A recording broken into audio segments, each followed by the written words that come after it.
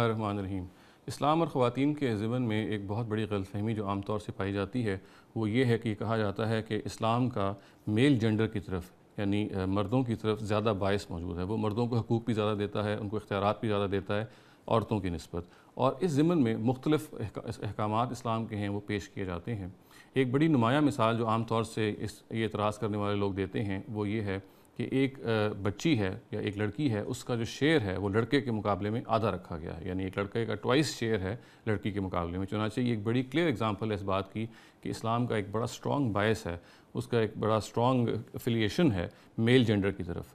اس بات کو سمجھ لینا چاہیے کہ اسلام کے بارے میں جو اس کی مختلف ڈائریکٹیوز ہیں ان سب کی کوئی نہ کوئی حکمت موجود ہے، اور یہ کہنا کہ اس کا کسی خاص جنڈر کے ساتھ باعث ہے یہ موضوع نہیں ہوگا۔ ہمیں ہر حکم کو اس کے تناظر میں رکھ کے دیکھنا چاہیے اور پھر یہ جج کرنا چاہیے کہ وہ باعث محض انسانی بنیادوں کی بنیاد پہ ہے یا اس کے پیچھے کوئی اور محرکات ہیں۔ قرآن مجید میں جب ہم اس پورے مسئلے کا مطالعہ کرتے ہیں تو یہ معلوم ہوتا ہے کہ میراث کا پورا مسئلہ یعنی ڈسٹریبیوشن آف انہیریٹنس کا پورا مسئلہ اگر ہسٹری میں بھی دیکھا جائے تو یہ مختلف ادوار سے گزرا ہے، اور انسانیت کے پاس کوئی پیمانہ نہیں کہ وہ اس کے بارے میں کوئی فائنل فیصلہ کر کے یہ بتا سکے کہ جو ایئرز ہیں یعنی وہ لوگ جن کے حق میں جن کو وراثت پہنچنی ہے ان کو کتنا دیا جائے۔ یعنی یہ بات تو سمجھ میں آ جاتی ہے کہ قریب رشتہ داروں کو دینا چاہیے، باپ کو یا ماں کو یا اولاد کو، ان سب کو کچھ نہ کچھ ملنا چاہیے، مگر وہ کتنا ملنا چاہیے اس کے بارے میں ہیومن انٹلیکٹ کے پاس کوئی پیمانہ موجود نہیں ہے۔ قرآن مجید نے آگے بڑھ کے اس معاملے میں یہ فیصلہ کن بات کی اور یہ کہا کہ یہ بات تو بالکل ٹھیک ہے کہ اس سلسلے میں سب سے زیادہ جو بینیفٹ جس ایئر کا ہے یعنی جس وارث کا ڈیسیزڈ کے بارے میں یا جو اس نے وفات پانی ہے اس کے بارے میں سب سے زیادہ اس کا ایک لحاظ سے بینیفٹ ہے، اس کو زیادہ شیئر ملنا چاہیے، اور قرآن مجید نے اپنے لفانی اسلوب میں اس کو کہا اقرب لکم نفعا، اور جو الفاظ آیت کے آتے ہیں وہ یہ ہے کہ آباؤکم و ابناؤکم لا تدرون ایہم اقرب لکم نفعا، یعنی تم اپنے باپوں اور بیٹوں کے متعلق یہ نہیں جان سکتے کہ تمہارے لیے سب سے زیادہ ان میں نافع کون ہے، بینیفیشل کون ہے۔ چنانچہ قرآن مجید نے یہ جو شیئرز جب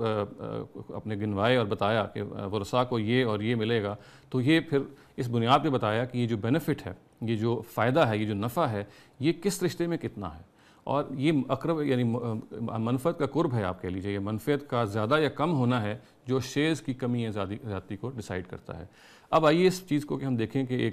ایک بچی کا یا بیٹی کا شیئر کیوں بیٹے کی نسبت آدھا رکھا گیا ہے۔ سب سے پہلے تو یہ جان لینی چاہیے کہ اس بات کو سمجھنے کے لیے بہت ضروری ہے کہ ہم اسلام کے جو خاندانی نظام ہے اس کا مطالعہ کریں۔ یہ دیکھیں کہ خاندانی نظام میں اسلام نے مرد کو سرٹن اختیارات دیے ہیں اور اس کو ہیڈ آف دا فیملی بنایا ہے، اور یہ بات بالکل قطعی طور پہ طے کر دی ہے کہ بیوی جو ہے اس کے آگے اوبیڈینس شو کرے گی، اچھی جو بیویاں ہیں وہ یہ کام کریں گی، اور اس کے ساتھ ساتھ مرد کو کچھ اختیارات دیے ہیں ہیڈ آف دا فیملی ہونے کے ناطے۔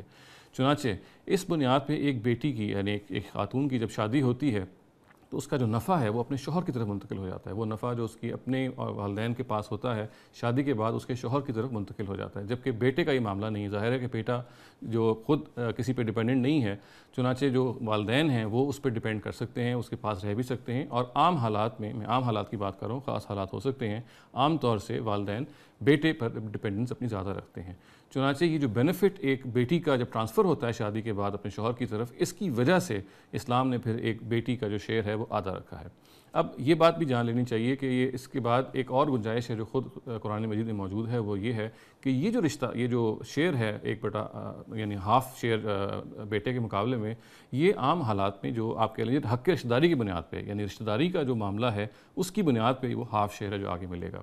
اس کے علاوہ ظاہر دنیا میں بہت ساری صورتیں پیش آ سکتی ہیں، مثال کے طور پہ کہ ایک بیٹی نے اب بیٹے کی نسبت زیادہ خدمت کی ہے اپنے والدین کی، یا وہ کسی ضرورت سے دوچار ہے، یا کسی خاص مسئلے کی وجہ سے وہ کسی خاص معاشی تنگی میں گرفتار ہے، تو ان تمام مواقع پہ قرآن مجید یہ کہتا ہے کہ اس کے حق میں وصیت کی جا سکتی ہے، اور وہ جو شیئر 1/2 بعد میں اس کو ملنا تھا یعنی بیٹے کے مقابلے میں، اس میں یہ اضافہ کیا جا سکتا ہے۔ اور یہ بات بھی جان لینی چاہیے کہ اضافہ اصل میں اس قبیل کا نہیں ہے کہ لوگ یہ سمجھیں کہ جن ایئرز کے بارے میں، جن ورثاء کے بارے میں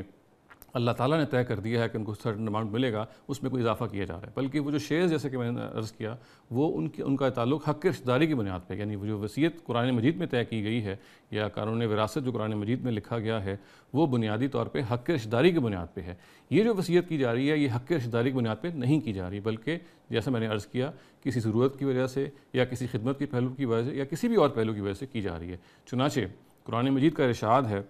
کتب علیکم اذا حضر احدکم الموت ان ترک خیرا الوصیۃ للوالدین والاقربین بالمعروف حقا علی المتقین۔ جب تم میں سے کسی کی موت کا وقت آ پہنچے اور وہ کچھ مال چھوڑ رہا ہو تو تم پر فرض کیا گیا ہے والدین اور قرابت مندوں کے لیے دستور کے مطابق وصیت کرنا، خدا سے ڈرنے والوں پر یہ حق ہے۔ دوسرے لفظوں میں ہم یہ کہہ سکتے ہیں کہ حق کی وصیت کو ہم استعمال کریں گے ان خاص حالات میں، اور اس بیٹی کے لیے ہم کچھ مزید ظاہر ہے کہ چیزیں ہیں جو اس کو ہم دے سکتے ہیں۔ تو ہم اس بات کو سمرائز کر سکتے ہیں کہ اسلام میں اگر بیٹی کا شیئر بیٹی کی نسبت آدھا رکھا گیا ہے تو اس کی وجہ وہ قرب منفعت ہے، یعنی وہ منفعت جو شادی کے بعد عام طور سے اس کے شوہر کی طرف ٹرانسفر ہو جاتی ہے، اس کی وجہ سے وہ کم رکھا گیا ہے۔ تاہم بعض حالات میں جب ایک بیٹی کو ضرورت زیادہ ہے، یا وہ اپنے والدین کے لیے زیادہ بینیفیشل ہے، زیادہ نافع ہے، یا اسی طریقے سے اس نے زیادہ خدمت کی ہوئی ہے، تو اس کے حق میں ول کر کے، اس کے حق میں وصیت کر کے اس کو زیادہ پیسے بھی دیے جا سکتے ہیں۔ اقول قولی ھذا واستغفر اللہ لی ولکم ولسائر المسلمین والمسلمات۔